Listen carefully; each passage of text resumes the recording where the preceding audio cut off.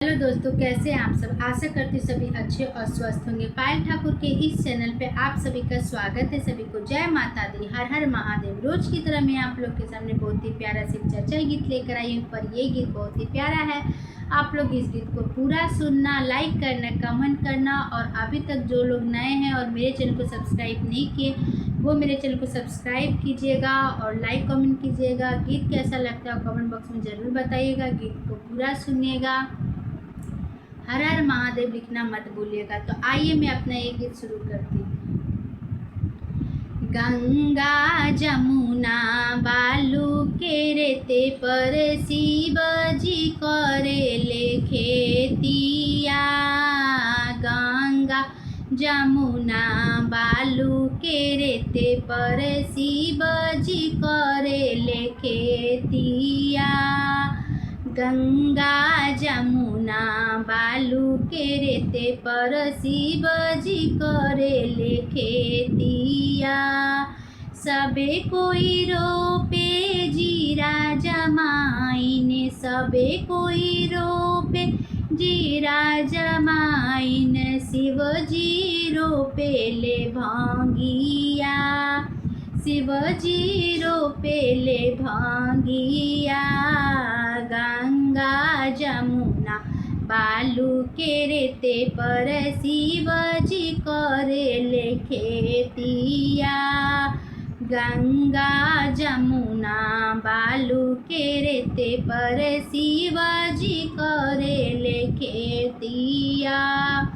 सबे कोई सोहे जीरा जमाइन, सबे कोई सोहे जीरा जमाइन, शिव जी सोहेले भांगिया, शिव जी सोहेले भांगिया। गंगा जमुना बालू के रेते पर शिव जी करेले खेतिया। गंगा जमुना बालू के रेते पर शिव जी करेले खेतिया। सबे कोई पटाबे जीरा जमाइन, सबे कोई पटाबे जीरा जमाइन, शिव जी पटावे हो भांगिया, शिव जी पटावे हो भांगिया। गंगा जमुना बालू के रेते पर शिव जी करेले खेतिया। गंगा जमुना बालू के रेते पर शिव जी करेले खेतिया। सबे कोई काटे जीरा जमाइन, सबे कोई काटे जीरा जमाइन, शिव जी काटेले भांगिया, शिव जी काटेले भांगिया। गंगा जमुना बालू के रेते पर शिव जी करेले खेतिया।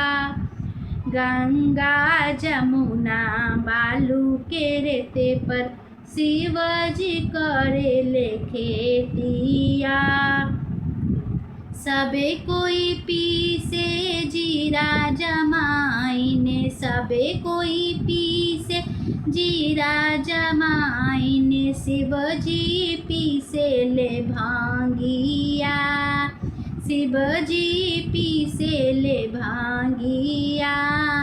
गंगा जमुना बालू के रेते पर शिव जी करेले खेतिया। गंगा जमुना बालू के रेते पर शिव जी करेले खेतिया। सबे कोई खाले पूरी मिठाई, सबे कोई खाले पूरी कचौरिया, शिव जी खाले हो भांगिया, शिव जी खाले हो भांगिया।